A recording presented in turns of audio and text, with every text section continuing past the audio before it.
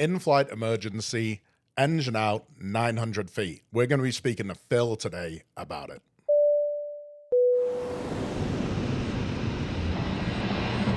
Welcome back, everyone. We took a little hiatus, 4 weeks, and we are back and ready to go now. So, new equipment, new additions to the team, and you'll be meeting him soon. But today, we have Phil Legateria. I got it right this time, Phil. Yeah, close enough. Close enough. Lagrataria. There we go. We weren't too far away. So, Phil, you are one of the very few people that I've known that actually had an emergency engine out, but we're going to get into that a little bit later on. Okay. First off, tell me about yourself. Where did you start training? What got you into aviation? Just roll with it, bro. Yeah, I always wanted to be a pilot since I was a kid, but I always thought it took some spectacular, really smart, incredible person to do that. So I was a kid. I always wanted to do. I had a toy collection of airplanes. I actually still have them all wrapped up in a blanket somewhere in my mom's basement.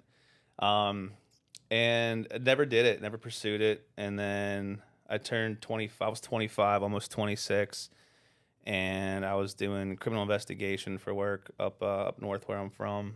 And I just had a change of heart, and I ended up doing aviation. Looked into it. What I got to do as far as how am I going to pay for it? Where am I going to go? Do I have access to a plane?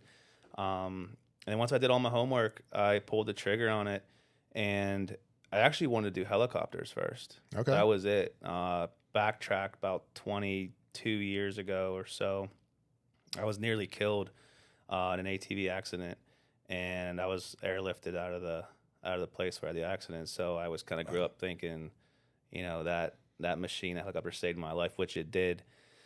So that kind of like where it kind of started, and I actually went to elementary school with one of the moms of the friend I was with in school who took care of me on the helicopter and made sure, I got where I needed to go safely. But yeah, then I started thinking about it more and got training lessons in Pittsburgh, where I'm from, and that's kind of where it started. And I got my private there, and the weather up there is anywhere from Thanksgiving to Easter, even like June into June.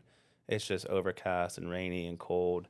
So I stuck it out, did my private, and I made a commitment that I was done with private. I'm going to quit my job and move from my friends and family and come down to Florida and get the rest of my career, going. And now I'm here. Now I'm instructing. So that's where I plan to be for the foreseeable future until I get to the airlines, hopefully. Right. So. And now you went to a different school initially, right? So you did your private up in Pittsburgh, right? Yes. Yeah, Pittsburgh Flight Training Center, actually. And then from there, where did you go to next? So I went to ATP, Okay. actually, for about 2 months. They sold me really good on their marketing, and they do a great job of marketing. But I went there, and I was going to do my instrument through, commercial, CFI, II, multi, MEI, and ended up just not liking where I was at there. I was in Fort Myers, and my private instructor was actually a student that went to L3 Harris. Okay. So when I found out I don't want to go to ATP anymore, I called him up. I was like, Brad, I'm thinking about jumping ship from ATP. I'm already in Florida. I just quit my job. I made the move. I'm committed. So I'm not going back up to Pittsburgh until I see this thing out. And he goes, I said, how was L3? He goes, I had a great experience, but he said, every flight school is different.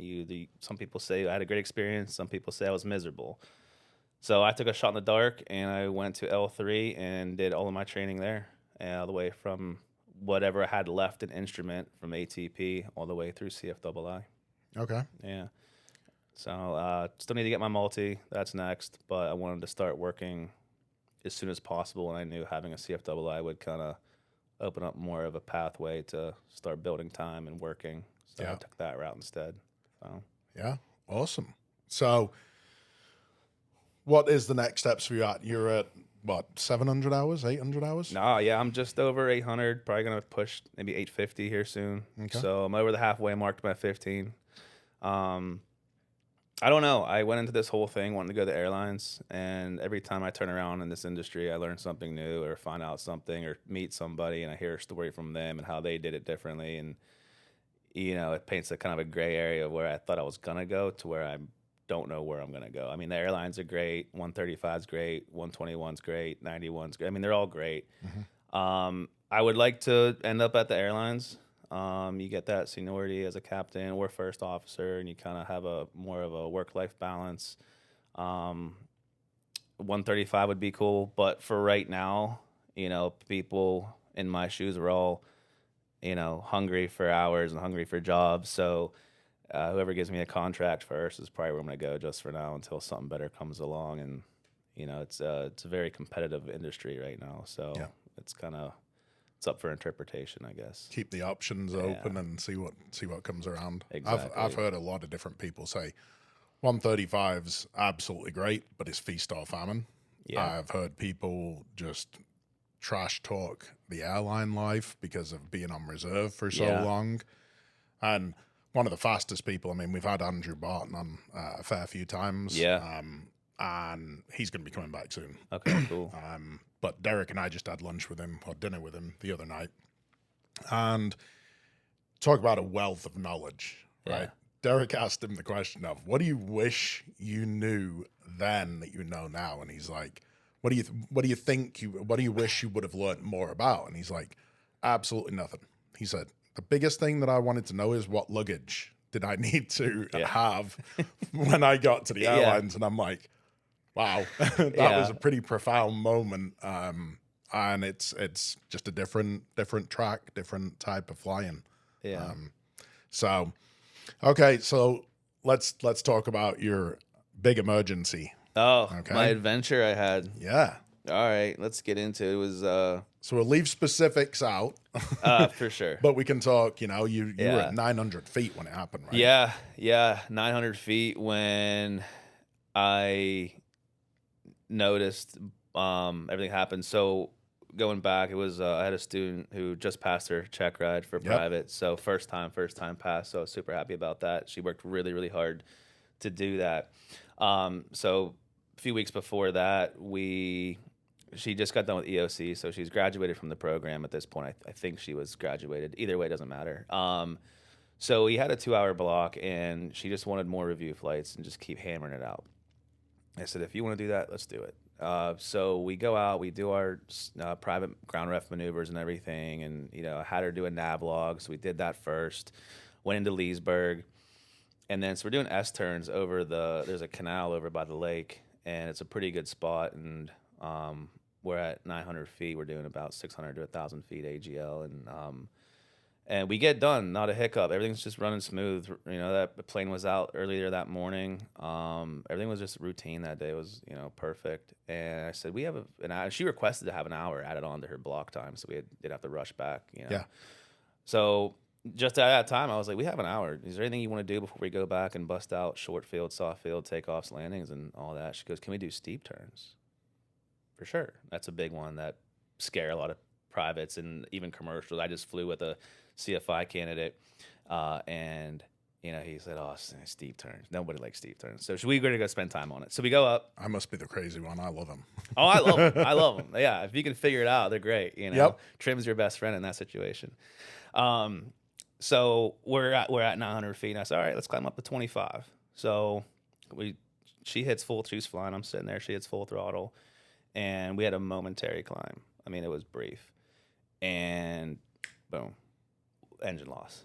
And she goes, I said, my aircraft. So I took controls, and by the time I recognized the severity and what actually happened, we're coming out of like 800 feet now, 750, we're best glide now. Yeah. So there's safety in numbers, right? We don't have many numbers to work with. So, but I get my best glide. The true is blue ABC, airspeed, best place, and, checklist. So get my best glide, and off our nose was a good field, and it would have worked. And that's where I was going to go. But it wasn't a perfect field.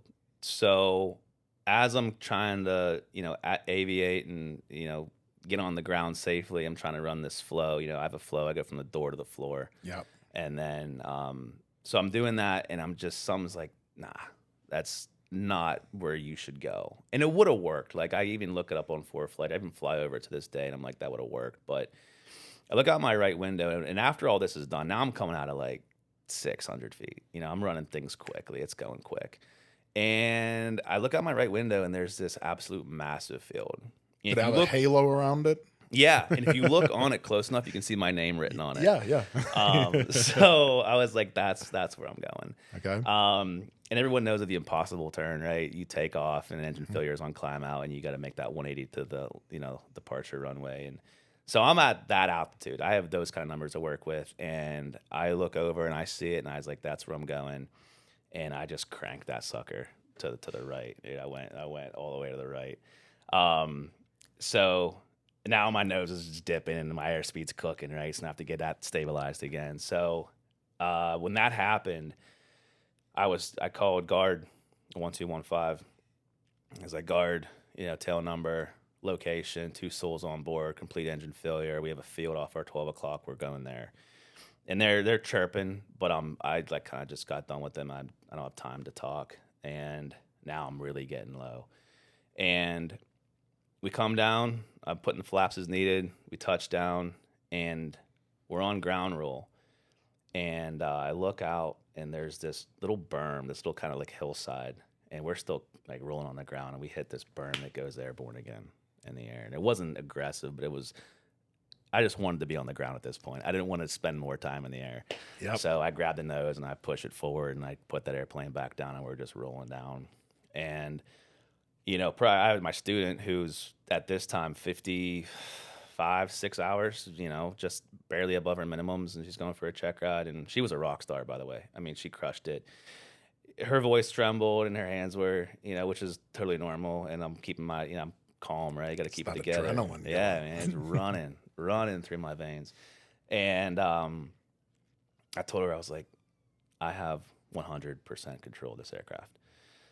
So we put it on the ground, and there was a brief moment, like when that's happening, right? There's a lot of moving parts going on, a lot of moving parts, and you're constantly thinking, what's next, or what could I do something better? And there was a brief moment where I was like, there's one of 2 ways I'm getting out of this airplane today. I'm gonna get pulled out of it, or I'm going to walk out of this airplane today. And I got to walk out with my students without a scratch on me, her, or the airplane.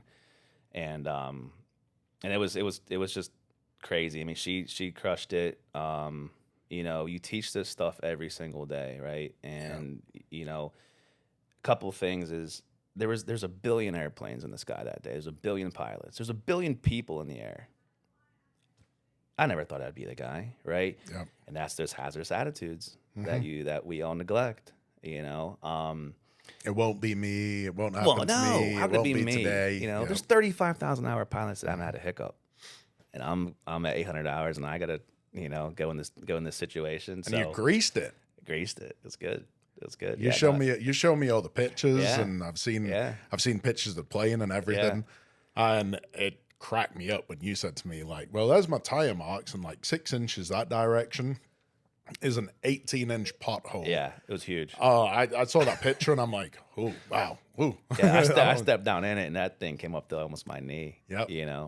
And it was, I mean, that was sheer luck. You can't spot that on ground roll or from the air. And I just know that if that nose gear even would have hit it, that would have either flipped us or just sheared that nose gear off. Or if the left main would have hit it, it would have sheared it off and maybe spun us like a top, and that's where things could have got really ugly. But a couple weeks before that, I have a friend of mine who is a captain at JetBlue, and he's a retired F-14 Tomcat pilot, and he's just one of the coolest guys I know. And he said, every time I see him, it's quite frequently, he's, hey, how's training going? How's flight instructing? How's flying? Where are you at with your hours?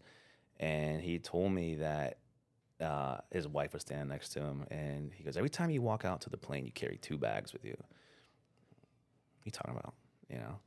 He goes, you have a lucky bag, an experience bag, and the whole goal is to fill up that experience bag before that lucky bag runs out. And ever since then, I can't unthink that. And I was like, that day, I did a little bit of both. Put some in my experience bag and pulled out that lucky bag right there. So But we get on the ground too, and surprisingly, still had communication with guard, and they said, "You guys all right?" I was like, "Yeah, I think we're all right." And he goes, "All right, well, center as your location, and we've just dispatched search and rescue." So I know there's Miami Center and Jack Center. I'm probably assuming Jack Center was notified. Secure the aircraft, get out of the plane with my student. And within like 15 minutes, man, we had police and fire and rescue there, like swarming us. Yeah, and I'm just sitting there, hanging out, drinking my water. I mean, it's not brutally hot that day because it was in the morning still, but I'm just sitting there. I'm like, we could be here for like 3 hours. I was like, this is gonna suck because that sun's gonna start heating up, and I only have so much water. And she didn't bring a water bottle that day, so we had my Yeti of water, and it was already halfway gone. So, but it was quite the adventure. And I don't want it to happen again. But now that it did, you know what I mean? Oh yeah. Like I know I can do it, and because you train for it, but you don't ever actually really do it unless it has to happen. I'm like, all right, I can do it. I think. Well, I spoke to you pretty quickly after it had all happened. Yeah. And dude, I can tell you that you were super calm, collected. You told me exactly what happened. I'm like, dude, I'm glad you're good. Yeah, and you have to be. You have it's a very easy trap to fall into when things go, squirrely or off the rails. But you have to keep you cool. That plane's coming down regardless. And we were doomed if I freaked out. We got 2 of us freaking out. You have to keep it together, and you have to rely on your training. We don't train to pass check rides. Right, we train to show qualification and save our life. Yep, and that's what the ultimate goal is. At the end of the day, my brother, I can tell you, I'm extremely happy that you did everything the way that you did it, and you got that plane down, and everyone was safe and sound. Yeah, so. It was good. It was a good outcome. So I'm happy the way things turned out. And the next day, I was grounded for 24 hours. Not because I was in trouble, but because it's just procedure, policy. And then it's a little breather. It was, yeah. Like I went home, and I might have had some Captain Morgan that night, just hanging out and kind of just reflecting on the day. And then the next day I flew, and I was like, this is kind of a dangerous job. Or it can be, at least, right? It's so safe to fly, but it can be dangerous. And then I wasn't like scared or anything, but the day after that, I was back. I was good. I wasn't, I would never give this up for anything. So the day after that was even better. So we're back. Well, I'm extremely proud of you, and honored to call you one of my good friends. So thank you. Good job. Thank you. Have you got anything else you want to add to anyone? No, that's it. Just an example, I asked my student, I said, she's sitting there in the grass. You gonna quit on me? She's like, no, you better not, and then she passed her check ride. So things are going to happen. Deal with it when it happens. And if you want to get into aviation, do it. No time like the present. And don't be scared of anything. Yep. Fear is nothing but a thought. Well, and a big shout out to her. You know who you are. We're not going to say your name, but good job.